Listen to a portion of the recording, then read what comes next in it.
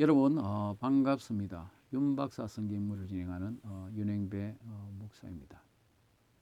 오늘은 여러분들에게 이 세상에서 가장 짧고 간단하고 핵심적인 성경인물 노래 369 가사를 가지고 여러분들에게 강의하고자 합니다. 제가 예전에 국민일보에 성경인물 노래 369로 3분 만에 성경 맺지 않는 인물설교라는 강의를 했을 때 어느 목사님이 전화 와서 제가 만든 그 성경인물 노래 369 그 가사를 아주 간단하게 설명한 자료를 얻을 수 없느냐 그렇게 부탁한 적이 있습니다. 제가 오늘 여러분들에게 제 노래 가사의 아주 핵심적인 내용을 여러분에게 말씀드리고자 합니다. 오늘 제 노래 가사 1절에 보면 첫 번째 창조 안식의 하나님이 등장합니다. 우리가 알다시피 그 하나님의 가장 큰 일은 두 가지입니다. 창조를 하셨습니다. 천지를 창조하셨고요. 그리고 일곱째 날에 안식하셨습니다. 오늘 그게 바로 우리의 주일이 되죠. 그 다음에 이제 두 번째, 1절의 두 번째는 선악과 아담 여자 후손입니다. 아담이 선악과를 먹으로 우리 인간에게 죄와 사망이 들어왔습니다. 그런데 하나님께서 여자 후손을 약속하심으로 죄와 사망의 문제를 해결해 주시지 않았습니까? 그 1절의 세 번째 아담 죽인 가인 종손 세노입니다. 가인과 동생 아벨이 한 장소에서 하나님 앞에 제사를 드렸지만 동생의 제사를 받으신 하나님의 그 모습을 보고 동생을 시기했습니다. 자신의 제사를 받지 않는 동생의 제사를 받고 동생을 시기해서 죽이지 않습니까? 하나님은 그 대신에 아벨을 미움을 이어갈 셋이라는 아들을 아담에게 주시지 않았습니까? 그 다음에 제가 1절에 네 번째로 에녹과 장자 무드셀라.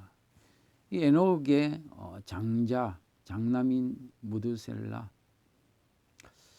에녹은 369세까지 아주 짧은 세월을 살았지만 하나님과 동행했고 그 아들 무드셀라는 969세까지 살았지만 무염하게 살다가 노아 홍수 때 가인의 후손들과 함께 죽는 것을 볼 수가 있습니다. 1절의 다섯 번째 노아 방주와 포도주함. 노아는 방주를 만들 때 의인이고 완전한 자고 하나님과 동행한 자로 인정받았지만 포도주 사건을 볼 때 그는 하나님의 은혜로 방주를 만들었다는 것을 알 수가 있습니다. 1절의 여섯 번째 바벨탑 건설한 니므롯은 포도주 사건으로 저주받은 함의 후예로 바벨탑을 건설하여 인류의 언어가 나눠지는 재앙을 낳게 되었습니다. 1절의 일곱 번째 롯과 믿음의 아브라함. 이 아브라함은 포도수 사건으로 축복받았던 노아의 장남 셈의 후예입니다. 그리고 그와 함께 약속의 땅으로 가는 조카 롯이 있었는데 이 조카 롯은 육신의 안목으로 소돔을 선택함으로 몰락의 길을 걷게 되고 아브라함은 믿음의 조상이 되지 않았습니까? 1절의 여덟 번째 순종 이삭형 이스마엘은 약속의 자녀 이삭과 육체의 자녀 이스마엘로 인해 오늘날 이스라엘이 고통 가운데 있는 것을 봅니다. 아브라함이 하나님의 약속을 진지하게 받아들이지 못하고 아내의 그런 근면에 넘어감으로 실수를 해서 그는 고통을 당하게 되었습니다. 이삭은 모리아산에서 순종하며 하는 그런 모습 속에서 갈보리산에서 순종하신 예수님의 모습을 찾게 됩니다. 2절의 첫 번째 에서 축복을 뺏은 야곱. 이 야곱은 우리가 알다시피 에서의 상둥이의 동생입니다. 에서의 장자의 축복을 뺏기 위해서 어머니와 공모하다가 결국 형의 미움을 받고 예산촌 라반의 집에 도주하지 않습니까? 거기서 그는 라헬을 만나 14년 동안 일하며 그 아내를 얻게 되는 것을 봅니다. 유다 실수와 총리 요셉. 이 유다는 상속자 요셉을 팔아버립니다. 그리고 총리가 된 요셉을 보고 회하게 되죠. 그뿐 아닙니다. 며느리 다말과 불륜을 저지른 그런 실수도 유다가 하지 않습니까? 그 다음에 2절의 세 번째, 사탄 시험 이긴 점검력. 동방의 부자였던 욥은 사탄에 의해 재산, 자녀, 건강, 아내, 친구의 시험을 받았지만 점검처럼 견딤으로 말년에 배나되는 복을 받는 것을 볼 수가 있습니다. 2절의 네 번째, 바로와 출애굽의 모세. 바로 때문에 나일강에 버려졌던 모세가 또 애굽에서 세상의 학문을 배우고 또 그리고 지도자가 되어서 이스라엘 백성들을 출애굽시키는 그런 모습을 볼 수가 있습니다. 2절의 다섯 번째, 가나안 정복 여호수아. 현대판 여호수아를 저는 메가드 장군이라 합니다. 여호수아가 여리고를 점령하고 남쪽 북쪽 이스라엘을 이렇게 점령했던 것이 또 메가드 장군의 인천 상륙작전과 같은 모습을 찾아볼 수가 있습니다. 갈렙 사이 사사온니에.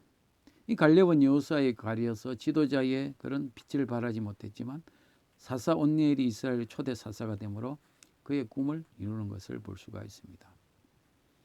2절 일곱 번째, 왼손 에우 여성도 보라. 이 에웃은 오른손이 장이었고 또 더불어는 당시 여성으로서 사사가 되는 그런 아주 특별한 그런 모습을 우리가 볼 수가 있습니다. 이 기드온과 입다의 자식. 기드온도 사후에 아비멜렉에 의해서 자신의 아들들이 죽는 그런 고통을 겪지 않습니까? 입다는 서원을 잘못해서 외동딸이 제물로 바쳐지는 그런 슬픈 기록을 남기지 않습니까? 그 다음에 3절에 가서 보면 나오미 룻 결혼 보아서. 이 룻기를 이해하려면 결혼 제도를 이해하지 않으면 이해할 수가 없습니다. 나오미가 자신의 아들이 죽자 며느리 룻을 보냅니다. 그러나 룻이 믿음을 따라 어머니를 따라감으로써 이 나오미는 보아스와 결혼시켜주게 되고 보아스의 대를 룻이 이음으로 이웃 여인들이 오벳이라고 그렇게 이름 지어주지 않습니까? 그 다음에 앉아 3절의 두 번째, 힘센 삼손 여우 들릴라.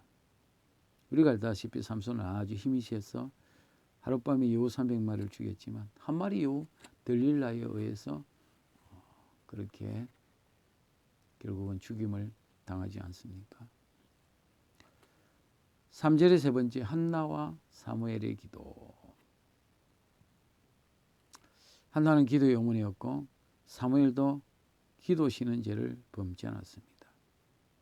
손자의 때에 가서 이 사무엘의 아들들이 아주 부정부패했지만 결국 해만에 다시 세임 받는 것을 보면서 우리는 기도하는 자식은 결코 망하지 않음을 우리가 알 수가 있습니다.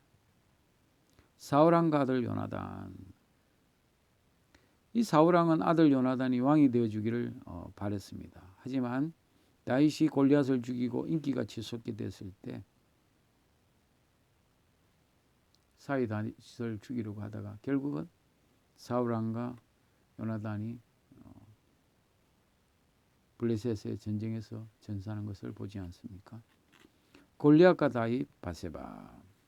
다윗은 골리앗을 이길 때에도 참 백성들에게 인기가 있었지만 바세바를 얻음으로 바세바를 얻기에 우리아를 죽음으로 하나님의 심판을 받는 것을 볼 수가 있습니다.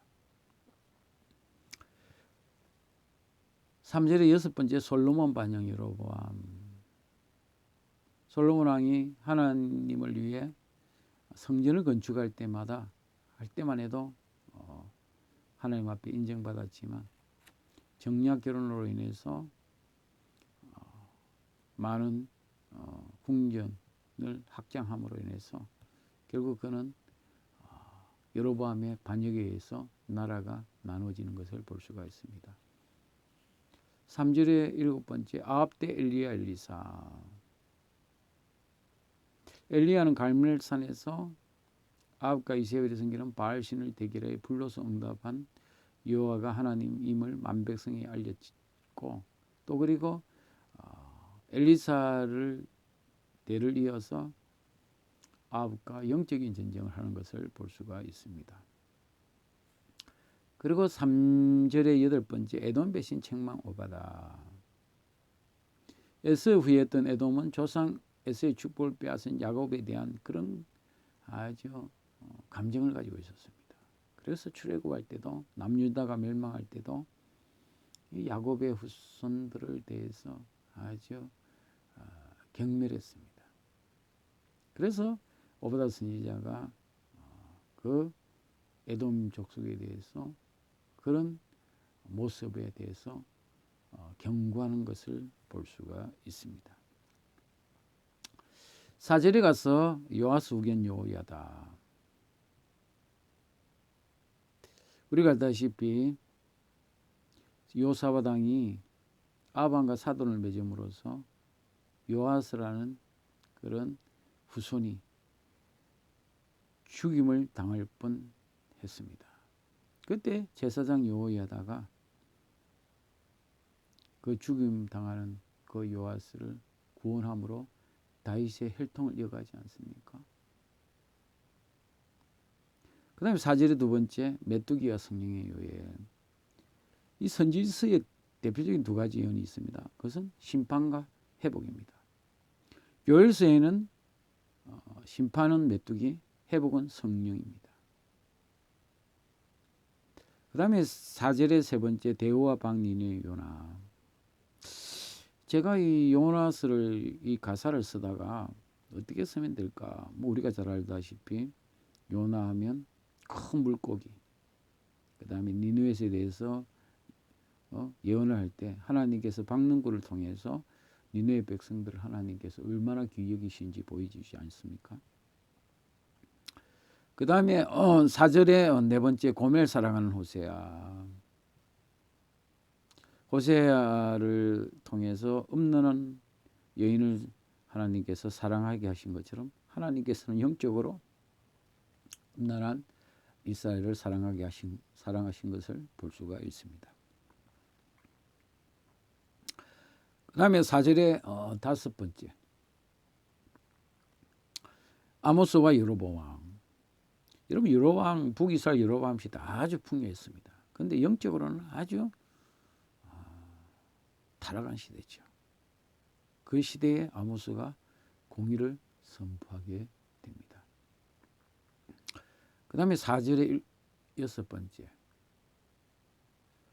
베들레헴 예언한 미가.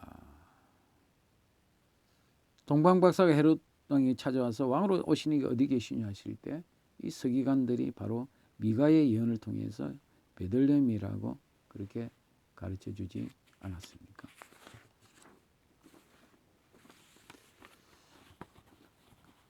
제가 또 연이어서 이 강의를 하도록 하겠습니다. 계속